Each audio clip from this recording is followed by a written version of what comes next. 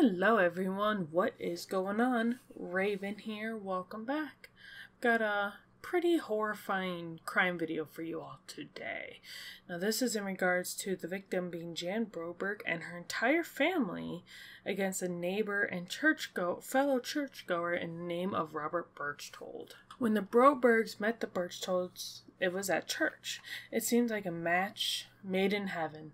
The kids played together, the parents enjoyed each other's company, so basically the two families got along extremely well. Jan later described the documentary Abducted in Plain Sight on Netflix as everyone had a best friend. I will also mention that there is something about this whole ordeal as well on, I believe it's called Peacock TV. Anywho, carrying on. In the meantime, the Broberg children took to calling Robert Berchtold B, and Janet started to think of him as a second father. B took a particular interest in 12-year-old Jan as well, often showering her with gifts and inviting her on trips. Looking back as an adult, Jan had called Berchtold's master manipulator. No one in her family could see it at the time, but he had started grooming the whole family the moment they had met. He was flirting with Marianne, which was Jan's mother, inviting her on a church retreat in Logan, Utah. As Marianne described, they got a little too cozy, and the first seeds of what would eventually grow into an affair were planted. Around the same time, Berchtold went on a drive with Bob Broberg, who is Marianne's husband and Jan's father. He complained about his romantic life with his wife and expressed that his needs were not being met. Bob noticed that he had become awoken in the trouser region. That's when Robert asked Bob to give him some relief. He did just that, thus cementing Berchtold's hold over them all. Berchtold had admitted that he entered a relationship with Jan's father in order to have access to Jan. He had a fixation for Jan, but he did not know why. In January of 1974, just over a year after Berchtold met the Brobergs, he was reprimanded by the High Council of the Church of Jesus Christ of Latter-day Saints because of involvement with another young girl. He met with a counselor and a clinical psychologist to help him overcome his obsession with Jan. He explained to Bob that he had a traumatic childhood, including having inappropriate relations with an aunt when he was 4 years old. Berchtold said he was listening to a series of tapes meant to help curb his desire, but also claimed that he would need to spend more time with Jan to help him get over his obsession. He told the Brobergs he needed to sleep in her bed while she was laying in it. None of them were comfortable with him doing it, as Marianne explained, but it was part of his quote-unquote therapy. Over the course of the next 6 months, Berchtold slept in Jan's bed roughly 4 times a week. But, as it was described, they were duped in a terrible, terrible way. The man Berchtold saw was not a licensed psychologist. His license had been revoked. The tapes play odd, inappropriate messages, urging him to imagine being touched inappropriately. This all culminated in Berchtold's first abduction of Jan Broberg in 1974.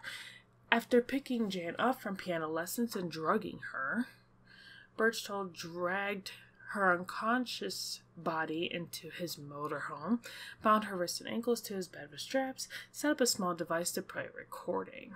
The recording was messages from 2 aliens named Zeta and Zethra, telling Jan that she was half alien and needed to complete a mission to have a baby with Berchtold before her 16th birthday. If she failed to do this, the quote-unquote aliens warned her sister Susan would be chosen instead, and harm would come to the rest of her family. Berchtold continually S.A. Jan as he drove his motorhome to Mexico, where the minimum age requirement for marriage was only 12. He married her in Mexico, and 35 days after the kidnapping called his brother Joe, asking him to contact Bob and Marianne to get their blessing to return home with Jan and be wed in the United States. He unfortunately alerted the FBI, and they traced Berchtold to a hotel in Mazatlan, where he was arrested and transported back to the U.S. Now, she actually thought that this was part of her mission, that she was basically fully under the spell at this point. After getting her back, Marianne took her to see a physician who reported that they couldn't, quote-unquote, see any signs of any inappropriate horrible trauma. To the Brobergs, this meant their daughter had not been essayed by Berchtold. In actuality, though, Jan explained that Berchtold had just been careful. She doesn't recall anything violent, but she said that she would just look at the leaves. If you just look at the leaves, it'll be okay. At home, Jan was distant, with her parents keeping her apart from Berchtold. She feared that she would have no way of completing the mission from the aliens.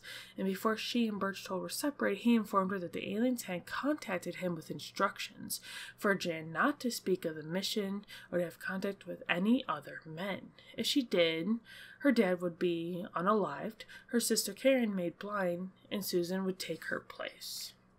It was a terrifying thought for Jan. It was the thing that kept her obedient to him. Then on Christmas Eve, Gail Berchtold stopped by the Broberg's house and asked them to drop any charges against her husband, presenting them with affidavits to sign. If they didn't, she said, then everyone would know about Bob and Robert's inappropriate exchange. Without the Brobergs as witnesses, the court had no way of proving Berchtold was guilty of anything. He escaped jail time and moved to Utah to work for his brother. Despite the distance, he kept in contact with Jan, delivering her love letters and secret sets of instructions to meet with him. Jan, being a child, believed she was in love with him and that they still had to complete their mission. At the same time, Berchtold had contrived a story about taking Jan on vacation, but getting stuck in Mexico, unable to return unless they got married. He would frequently call Marianne, confessing his love to her and asking her to meet him in Utah to talk about everything. She traveled to meet him, and he begged her to leave her husband and live with him. The encounter quickly became, heavy and hot, if you get my drift. As she headed home, Berchtold called Bob and told him of their affair. I knew what he was doing, is what Bob had mentioned. It wasn't about Marianne, it was about Jan. He eventually moved to Jackson Hole, Wyoming, and by he I mean Berchtold, where he bought a family fun center. Jan begged her parents to let her work with Berchtold for the summer. After Jan threatened to find her own way there, Miriam bought her a plane ticket and sent her to Berchtold. Bob recalled saying to her, "Dear, you'll regret that decision." She stayed in Jackson Hole for 2 weeks, continuing the mission and living with Berchtold. His brother Joe had even visited while Jan was there, and noted that Robert looked happier than he'd ever been. She returned home, but only briefly, on August 10th, in 1976, and she disappeared again. Although Berchtold feigned ignorance regarding Jan's whereabouts, Welsh and investigators knew he was responsible for her disappearance. They got confirmation on November 11th, 1976, 102 days after she left her home.